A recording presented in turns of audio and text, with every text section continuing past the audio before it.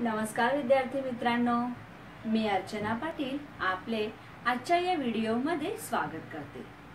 आज आपल्याला इयत्ता 5वी विषय मराठी पाठ क्रमांक 12 बोलावे कसे या पाठाचा अभ्यास करायचा आहे। बच्चों, आज हमें कक्षा 5वी विषय मराठी पाठ क्रमांक 12 बोलावे कसे इस पाठ का अध्ययन करना है। विद्यार्थी मित्रांनो, बोलावे कसे या पाठात दोन प्रसंग दिलेले आहेत आणि या दोन प्रसंगांच्या माध्यमातून आपण ओळखीची व्यक्ती किंवा अनोळखी व्यक्ती यांच्याशी प्रत्यक्षपणे किंवा अप्रत्यक्षपणे कसे बोलावे याचे मार्गदर्शन केलेले आहे। बच्चों, बोलावे कसे इस पाठ में हमें दो प्रसंग दिए गए हैं और उस दो प्रसंग के माध्यम से हमें बात कैसे करना चाहिए वो बताया गया है। आपण पाठ पाहूया।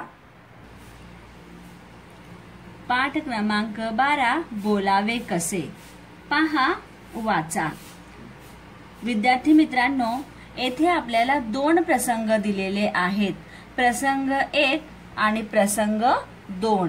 या दोन प्रसंगांच्या माध्यमातून आपल्याला समोरची व्यक्ती ही ओळखीची असू दे किंवा अनोळखी असू दे, अशा व्यक्तींशी आपण प्रत्यक्षपणे किंवा अप्रत्यक्षपणे कसे बोलावे हे येथे सांगितलेले आहे। देखो बच्चों, इस पाठ में हमें दो प्रसंग दिए गए हैं। पहला प्रसंग ये है और दूसरा प्रसंग ये है। इन प्रसंगों के माध्यमों से हमें जो व्यक्ति है, चाहे हम उसे पहचानते हो या न पहचानते हो, ऐसे व्यक्ति से हमें कैसे बात करना चाहिए उसी का इसमें मार्गदर्शन किया गया है। सर्वात अगोदर आपण प्रसंग 1 पाहूया। बघा, येथे आपल्याला काही चित्र दिसत आहे। येथे बघा, येथे आपल्याला चित्र दिसत आहे। येथे आपल्याला हे दुसरे चित्र दिलेले आहे। येथे आपल्याला तिसरे चित्र दिलेले आहे आणि हे चौथे चित्र आहे। जर आपण हे पहिले चित्र पाहिले तर आपल्याला पहिल्या चित्रामध्ये एक मुलगा आणि एक मुलगी दिसत आहे। ह्या मुलाचे नाव संजू आहे आणि ह्या मुलीचे नाव अंजू आहे। जर आपण चित्र व्यवस्थित पाहिले तर आपल्याला काय दिसते की येथे हा जो मुलगा आहे म्हणजे संजू हा फोनवर बोलत आहे। देखो बच्चों, प्रसंग 1 में हमें 4 चित्र दिए गए हैं। अभी हमने वो 4 चित्रों को देखा है। अब अगर हम पहले चित्र को देखते हैं तो हमें उसमें क्या दिखाई दे रहा है। देखो, यहाँ पे हमें एक लड़का और एक लड़की दिखाई दे रही है। अब इस लड़के का नाम संजू है और इस लड़की का नाम अंजू है। अगर हम इस चित्र को ध्यान से देखेंगे तो इसमें हमें दिखाई दे रहा है कि ये जो संजू है वो संजू फोन में बात कर रहा है। देखो, आता बघा, इथे काय दिलेले आहे, एके दिवशी संजू फोन करतो तेवढ्यात तिथे अंजू येते। बघा, इथे आपल्याला दिसत आहे ना की संजूने फोन केलेला आहे आणि तेवढ्यात तिथे अंजू आलेली आहे। देखो बच्चों, यहाँ पे क्या दिया गया है कि एक दिन संजू फोन करता है। देखो, हमें दिखाई दे रहा है ना कि संजू ने फोन किया है, तब तक वहां पर अंजू आ जाती है। अब हम देखते हैं ये फोन में क्या बात करता है। देखो, क्या बोल रहा है फोन में वो, हेलो काका, मी संजू बोलतोय। क्या बोला उसने, हेलो काका, मैं संजू बोल रहा हूँ। आया आप लोगों को समझ में। इस पहले चित्र में क्या दिया गया है। देखो, पहले चित्र में संजू ने फोन किया है और तब तक वहां पर अंजू आ जाती है। अब संजू ने फोन करके वो क्या बोल रहा है कि काका मैं संजू बोल रहा हूँ। अब हम दूसरे चित्रों को देखते हैं। अब देखो, दूसरे चित्र में भी हमें वही दिखाई दे रहा है।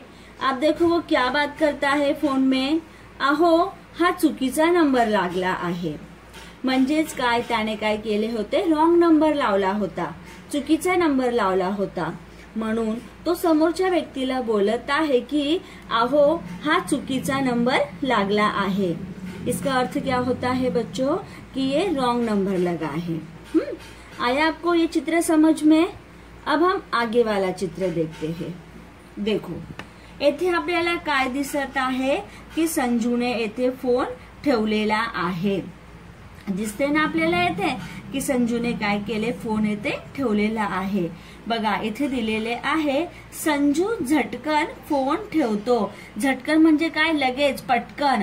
त्याने काय केले, पटकन येथे फोन ठेवून दिला.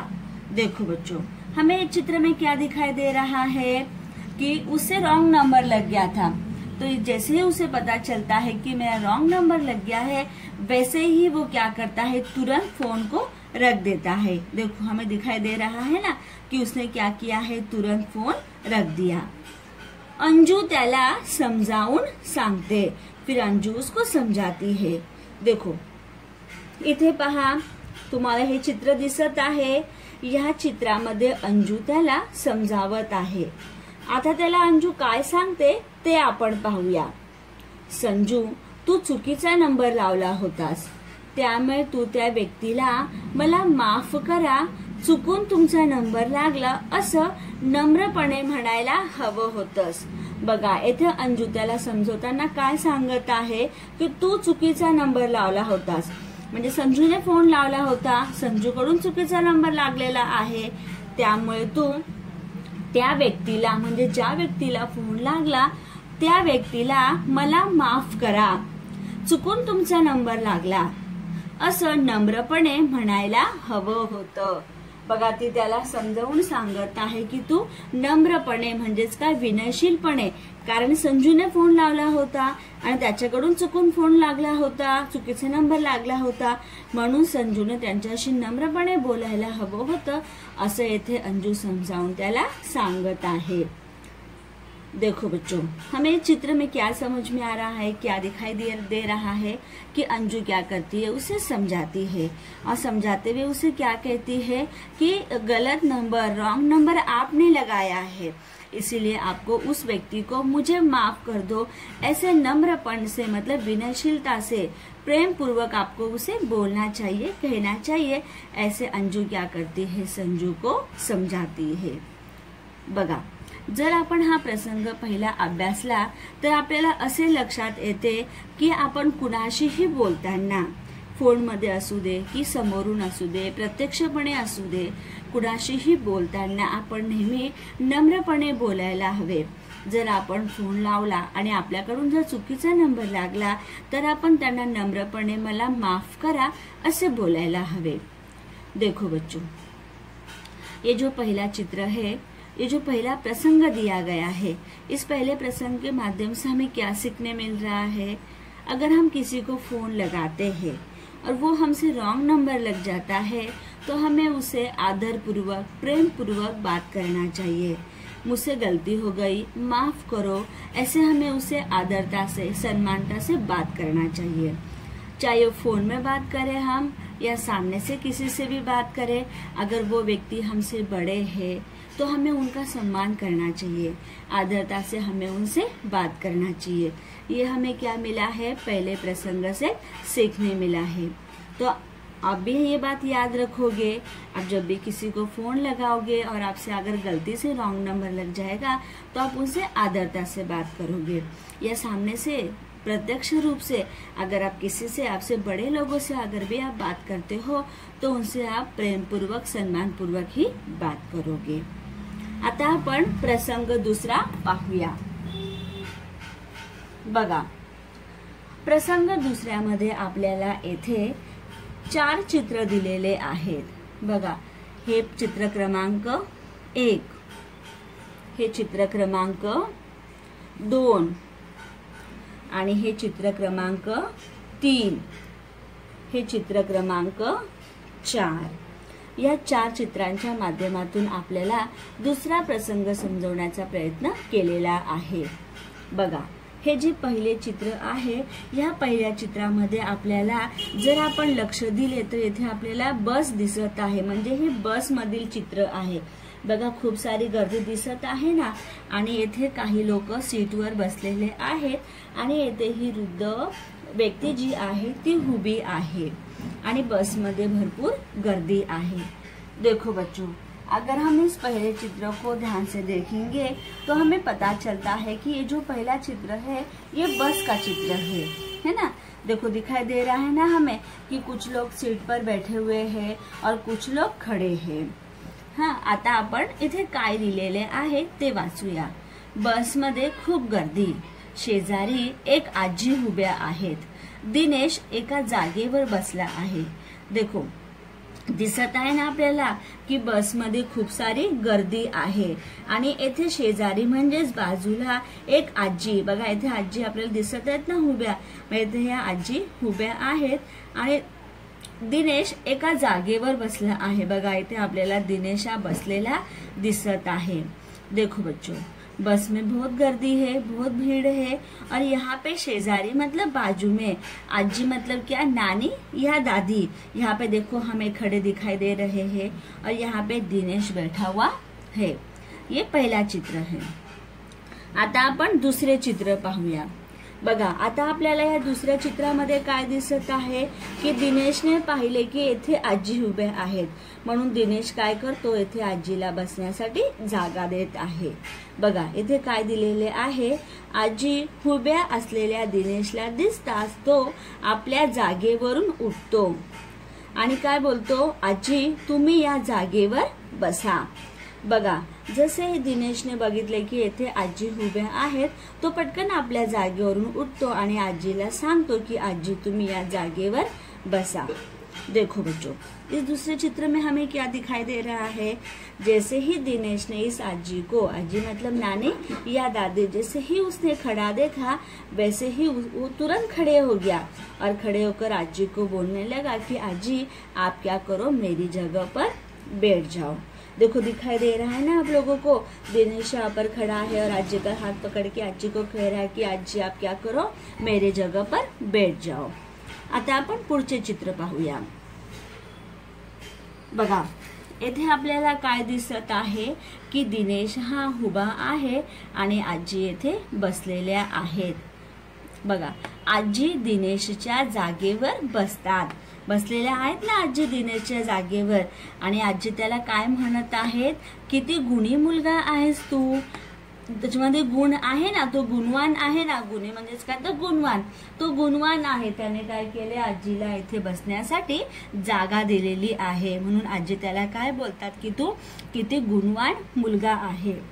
देखो बच्चों, हमें इस तीसरे चित्र में क्या दिखाई दे रहा है कि दिनेश अपनी जगह पे खड़ा हो गया है, जो बैठा था वहां पे वो खड़ा हो गया और उसने क्या किया, आजी को बैठने के लिए जगह दिया है और आजी हमें बैठे हुए भी दिखाई दे रही है। फिर आजी उसे क्या कहती है कि आप कितने गुणवान बच्चे हो। आता आपण चौथे चित्र पाहूया। बघा चौथ्या चित्रामध्ये सुद्धा आजी बसलेल्या दिसत आहे आणि आजी इथे काहीतरी याला सांगत आहे किंवा याच्याकडे पाहत आहेत। बघा आजी वृद्ध व्यक्तींना बस रेल्वेमध्ये बसण्यास जागा देणे हे सर्वांचं कर्तव्य आहे। बघा इथे दिनेश आजीला काय सांगत आहे की आजी, जे वृद्ध व्यक्ती असतात, जे म्हातारे लोक असतात, अशा म्हाताऱ्या लोकांना, वृद्ध लोकांना बसमध्ये किंवा रेल्वेमध्ये बसण्यासाठी जागा देणे हे सर्वांचं काय असतं, कर्तव्य असतं। अशा प्रकारे येथे दिनेश हा आजीला सांगत आहे आणि आजी दिनेशकडे कौतुकाने पाहतच राहिल्या। बघा इथे आपल्याला दिसत आहे ना कि आजी दिनेशकडे कौतुकाने पाहत आहेत। देखो बच्चों, हमें इसमें क्या दिखाई दे रहा है कि दिनेश ने क्या किया है, आजी को यहाँ पे बैठने के लिए जगह दिया है और वो क्या बोल रहा है कि रेलवे हो चाहे बस हो, उस रेलवे में या बस में अगर हम बैठे हैं और हमारे आजू बाजू में अगर वृद्ध लोग मतलब महातारे मतलब बूढ़े लोग, अगर बूढ़े लोग खड़े हैं तो उनको बस में, रेलवे में जगह देना ये हमारा कर्तव्य है, हमें उनको जगह देना चाहिए। ऐसे दिनेश क्या करता है, आजी को बोलता है। तो आजी क्या करती है, दिनेश को कौतुक से मतलब उसकी प्रशंसा करते हुए उसे देखती है। देखो हमें दिखाई दे रहा है ना कि आजी क्या कर रही है, उसको प्रशंसा पूर्वक कौतुक से उसको देख रही है। देखो बच्चों, हमें इस दूसरे प्रसंग से क्या सीखने मिला है कि अगर हम रेलवे में, बस में कहीं पर भी अगर हम प्रवास करते हैं, प्रवास करना इसका मतलब क्या होता है? सफर करना, ट्रैवलिंग करना। अगर हम बस में, रेलवे में कहीं पर भी प्रवास करते हैं, अगर हम बैठे हैं और हमारे अगर बाजू में वृद्ध महिला, वृद्ध व्यक्ति अगर खड़े हैं, तो हमारा सबसे पहले कर्तव्य क्या है कि उनको जगह देना। जिस तरह से यहाँ पे दिनेश ने जगह दिया है, उसी तरह से हमारा भी कर्तव्य है कि हमें भी क्या करना है, उनको जगह देना है। तो आपको समझ में आया होगा। तो आप जब भी आप ट्रैवलिंग करोगे, अपनी मम्मी पापा के साथ प्रवास करोगे और अगर आपके बाजू में वृद्ध लोग खड़े हैं, तो उनको क्या करोगे? आप जगह दोगे। आया आपको समझ में? पहला प्रसंग और दूसरा प्रसंग। पहले प्रसंग में हमने क्या सीखा कि हमें किससे कैसे बात करना चाहिए, और दूसरे प्रसंग में हमने क्या सीखा कि अगर हम प्रवास करते हैं, सफर करते हैं और अगर हमारे आजू बाजू में कोई वृद्ध लोग खड़े हैं, तो उनको हमें जगह देना है। आया समझ में? आप करोगे ना ऐसा? शाबाश। अब हम क्या करते हैं, इस पाठ में जो शब्दार्थ आए हैं वो शब्दार्थों को हम देखते हैं। शब्दार्थ: व्यक्ती, माणूस, नम्रपणे, विनयशीलपणे, गर्दी, दाटी किंवा जमाव, गुणी, गुणवान, वृद्ध, म्हातारे, कर्तव्य, जबाबदारी, कौतुक, प्रशंसा। अशा प्रकारे आपण बोलावे कसे हा पाठ अभ्यासला। आता तुम्हाला काय करायचे आहे, फळ्यावर जे शब्दार्थ दिलेले आहेत ते वहीत लिहायचे आहे आणि ज्या दिवशी आपला ग्रुप ओपन होतो तेव्हा त्या ग्रुप मध्ये टाकायचे आहेत। धन्यवाद बच्चों, मिलते हैं हम अगले वीडियो में।